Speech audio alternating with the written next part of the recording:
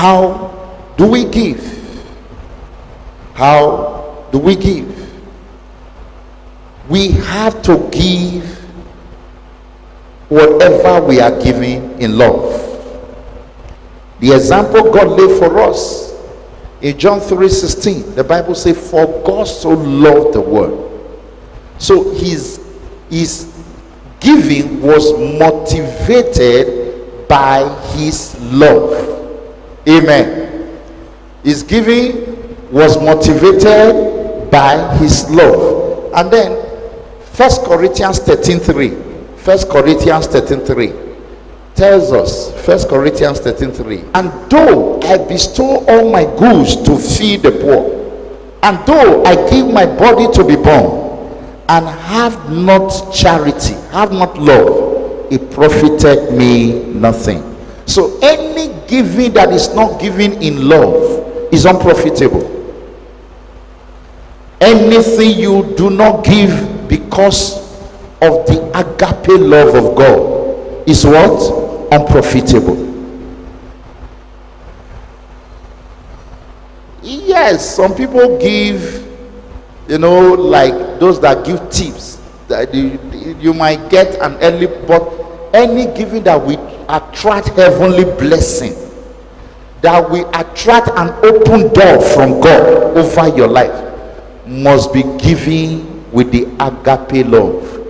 Not, some people give to buy favor, some people give to buy their way, some people give to for other ulterior motive. Those are not the things I'm talking about. Your giving must be given with the agape love of God. That is what attracts the blessing. Praise the Lord. Number 2, give with the right motive.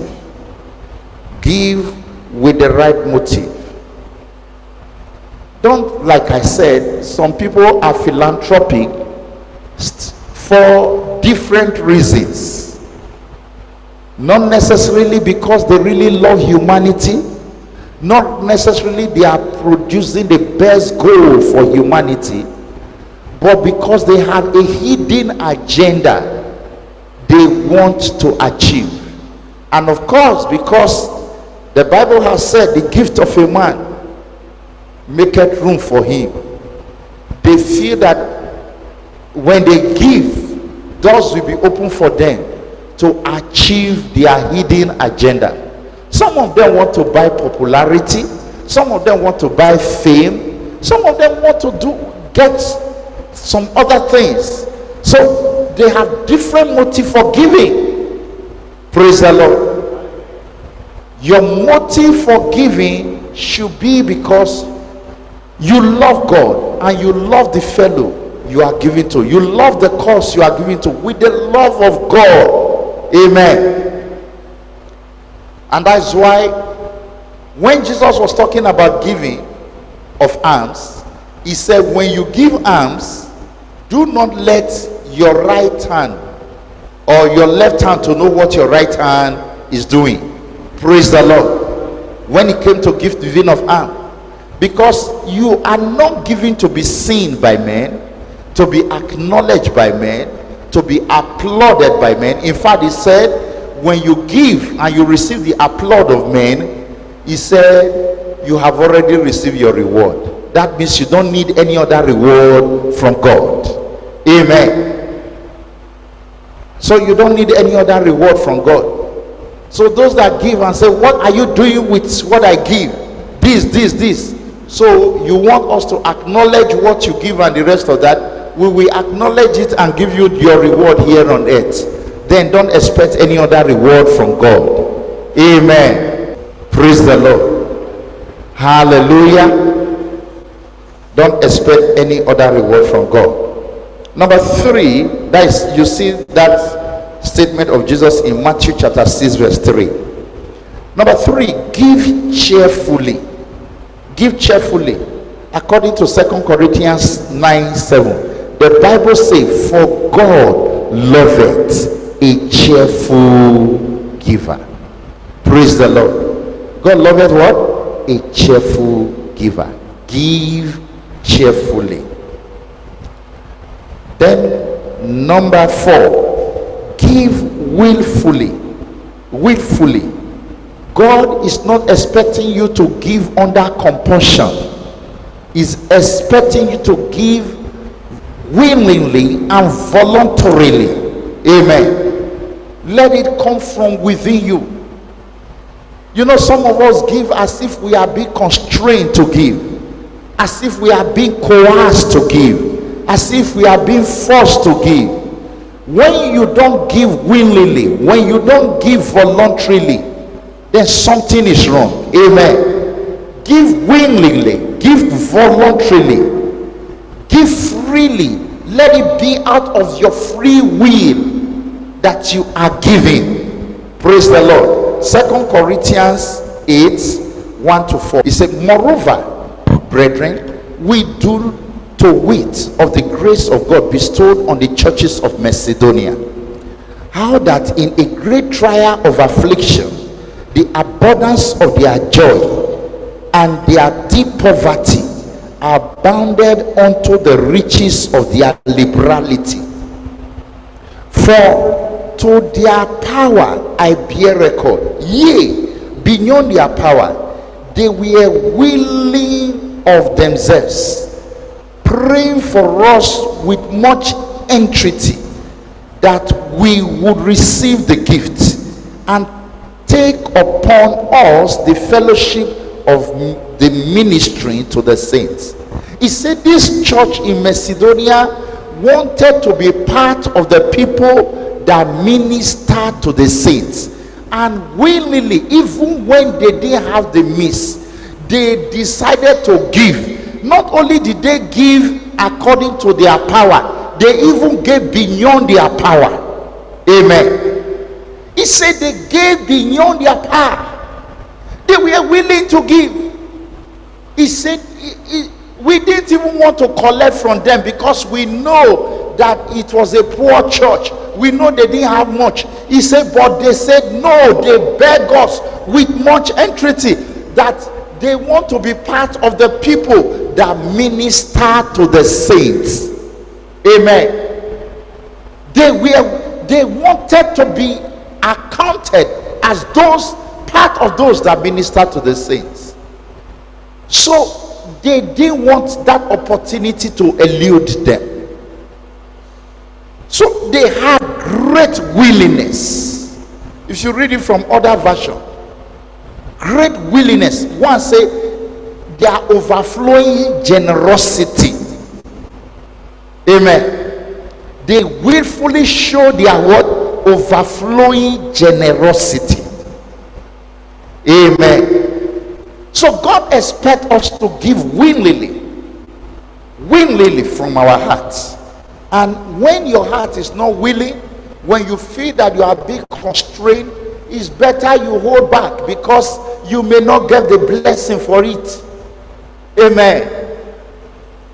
So first of all, make sure that you have the willingness to give. Praise the Lord. Hallelujah.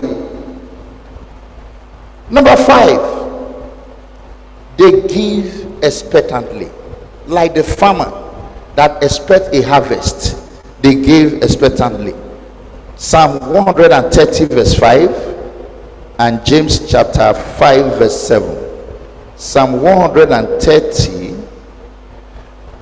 verse 5 and James 5:7. Psalm 135, he said, I wait for the Lord, my soul doth wait, and in his word do I hope. James 5:7. Let's go to James 5:7. James 5:7. James chapter 5 verse 7. James 5:7. Hallelujah. He said, be patient therefore, brethren, unto the coming of the Lord. Behold, the husbandman waited for the precious. Behold, the husbandman waited for the precious fruit of the earth, and had long patience for it, until he received the early and latter rain. until he receive what? The early and the latter rain. Praise the Lord. Hallelujah. Until he receive the early and the latter rain. Because the husbandman patiently wait, and so we are expected to wait patiently on the Lord for our harvest. Amen. You are to wait on the Lord. He said, be patient therefore, brethren. Don't be in hurry. After you sow, you are in hurry. No. If you read my other favorite scripture, Hebrews chapter 10. Hebrews chapter 10. Can we go there? Hebrews chapter 10 verse 35 and 36. Hebrews 10 35 and 36. Please, if you are there before me, you can read Hebrews 10 35 and 36.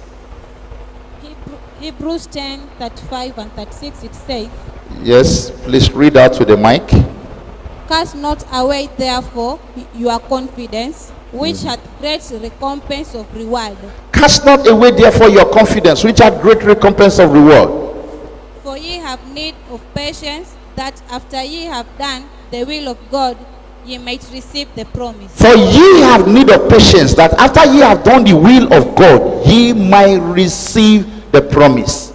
You have need of patience, so that after you have done the will of God, you might receive the promise. So don't cast away your confidence. You hold on to your confidence in God. You wait on the Lord. And when you have accomplished what God is asking you to do, you will receive what? The promise. So you give expectantly, waiting for the harvest. Amen.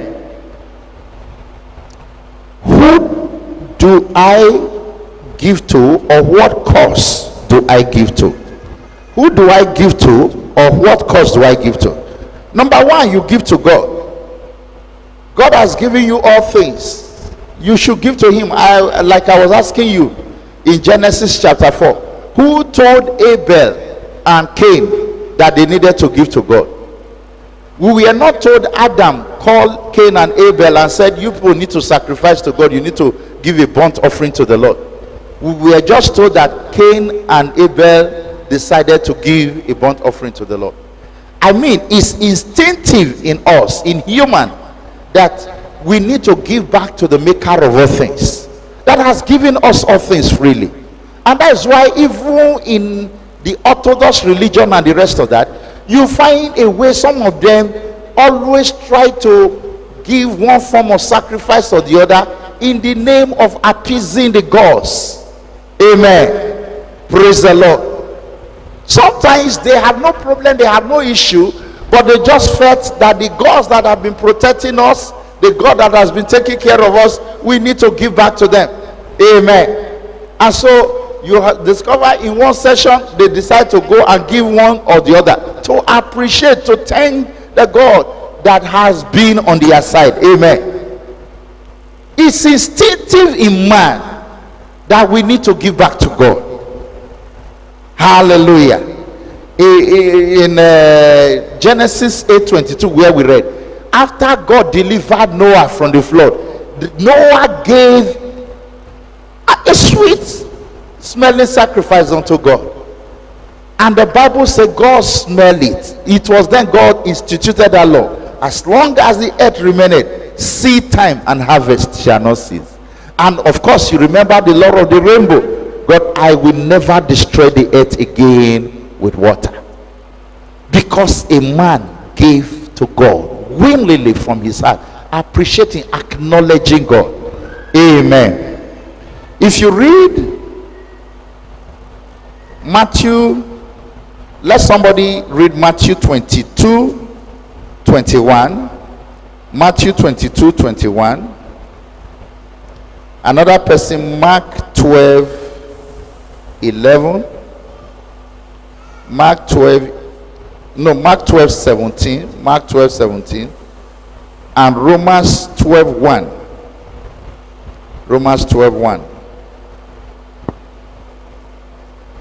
Romans 12:1 of course said, I beseech you, brethren, that ye present your body as a living sacrifice, which is your what? Reasonable service. Amen. Our body, we should present back to God as a living sacrifice.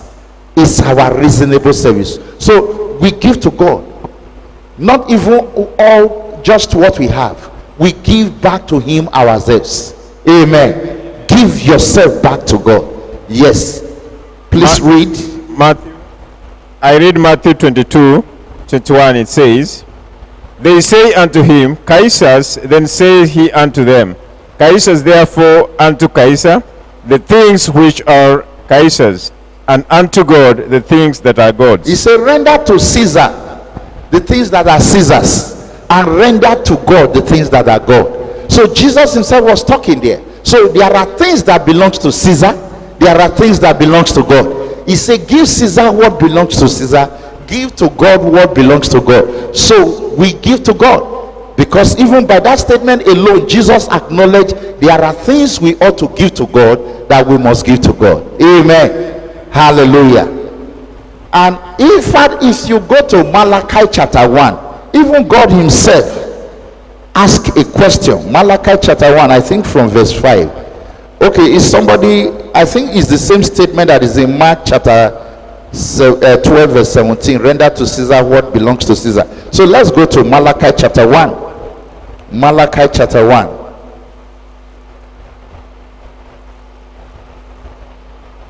From verse 6. He said, a son honoreth his father, and a servant his master.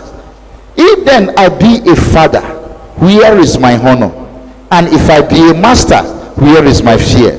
Saith the Lord of hosts. O you priests that despise my name, and ye say, wherein have we despised your name? And if you talk about it, it talks about in giving. From verse 7, in giving, he said, when you want to give, you offer blind things, you offer things that are worthless. What you cannot give to your governor, what you cannot give to your senator, what you cannot give to your member of the assembly, what you cannot give to member of the parliament, you are giving it to God.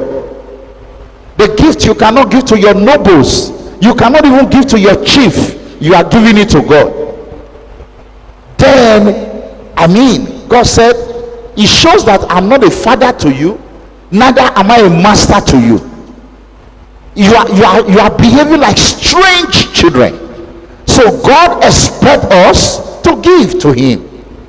Amen. God expects us to give to him. Praise the Lord. Hallelujah. Give. You are expected to give to the men of God. Matthew chapter 10 verse 41 to 42. Matthew 10 41 to 42. If you are there before me, please read Matthew 10 41 to 42. He said, he that receiveth a prophet in the name of a prophet shall receive a prophet's reward, and he that receiveth a righteous man in the name of a righteous man shall receive a righteous man's reward.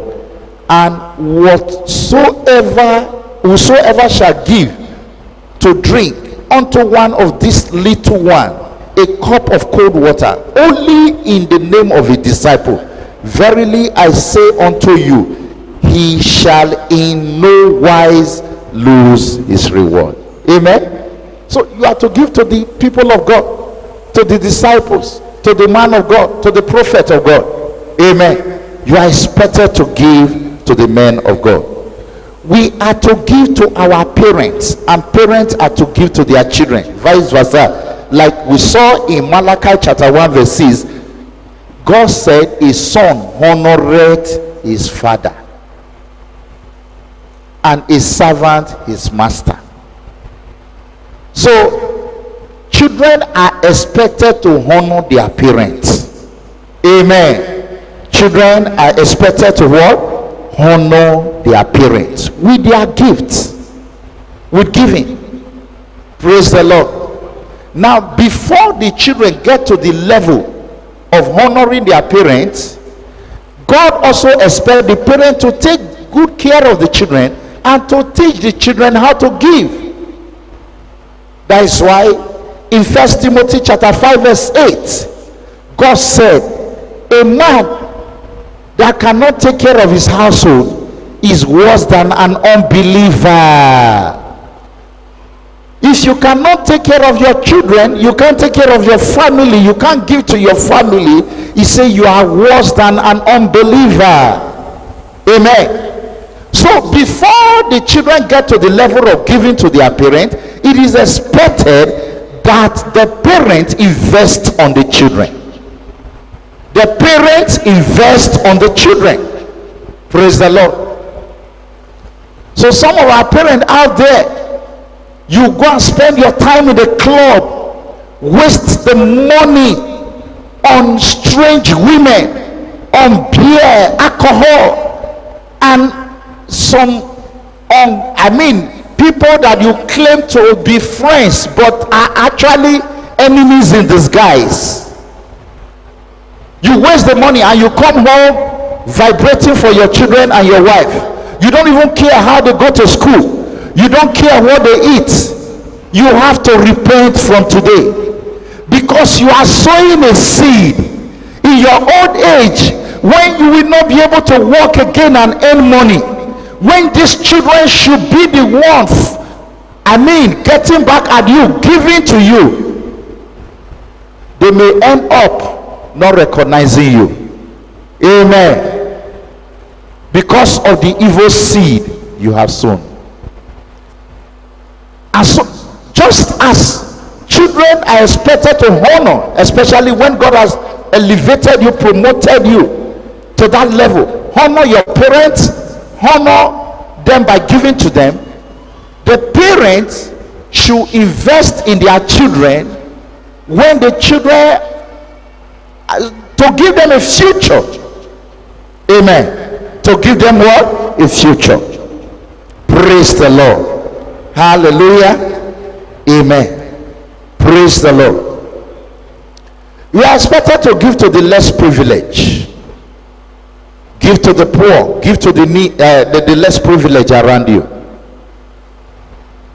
God expects us to, in fact, the Bible that says, he that giveth to the poor loaneth to the Lord. You are giving a loan to the Lord by giving to the poor. You are expected to give to the needy. And somebody will say, what is the difference between the poor and the needy? Amen. Now sometimes a needy person might not really be poor. Anybody can be in need at one point or the other, not necessarily because they are poor. When you meet people that are in need, don't turn away a blind eye. Always learn to assist. Amen. Always learn to assist. Always learn to assist. Somebody can lose his job, and somehow all he needs to get back to his feet is one or two persons to assist him. Amen. Or somebody can come to an area, and not because he does not have money elsewhere, maybe he traveled from another place to this town and then he was disappointed and then he is in need. Such people should be assisted because they are in need and they just need to get out. So they are not necessarily poor or less privileged, but they might just be in need. And when you help a man in need, you are also sowing a seed. When you are in need tomorrow, God will raise men to help you. Amen. You are to give to the cause, the advancement of the kingdom. The Bible says, seek ye first the kingdom of God and his righteousness, and all other things shall be added unto you. Praise the Lord. Hallelujah. So you are to give to the cause of the kingdom, to the advancement of the kingdom. That is, you can see that in Matthew chapter 6 verse 33. Praise the Lord. Now in terms of when I talk about advancement of the kingdom, like giving to missions, giving to mission work, giving to mission field, giving to outreaches, anything that will advance the kingdom of God. You are to give to charitable cause that promotes the dignity of man. Charitable cause that promotes the dignity of man, not those so-called charitable cause that strip men of their dignity. We have so many so-called NGOs today. All of them have different causes. There are NGOs that believe in abortion, taking the life of the innocent. If you are given to such an NGO as a child of God, what are you doing? You are partaking in the shedding of innocent blood. Praise the Lord. So that's why I had to be specific here. You are to give to charitable cause that promote the dignity of life and man. That promotes the dignity of life and man. There are NGOs now that said there is no difference between woman and man. You can call a man a woman a man. To the extent that something happened in the last few days when they were inaugurating the house in the US, and they finished praying. Instead of saying amen, some people actually say amen, which is correct. Then another set of legislators shouted, "Women." Now, amen means so shall it be. It is not a gender language. But because these people are so twisted, because after A is MEN, men, the moment some people shouted amen, the others shouted women. Where did you hear that from?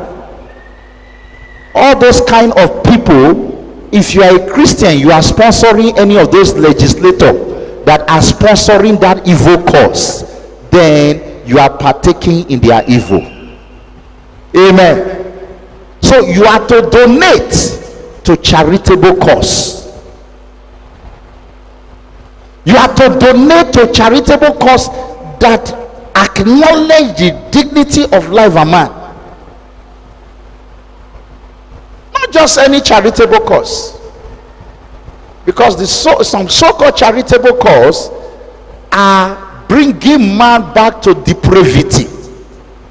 They promote the depravity of man rather than the dignity of man. And so you don't give to those causes. Praise the Lord. Hallelujah. Amen.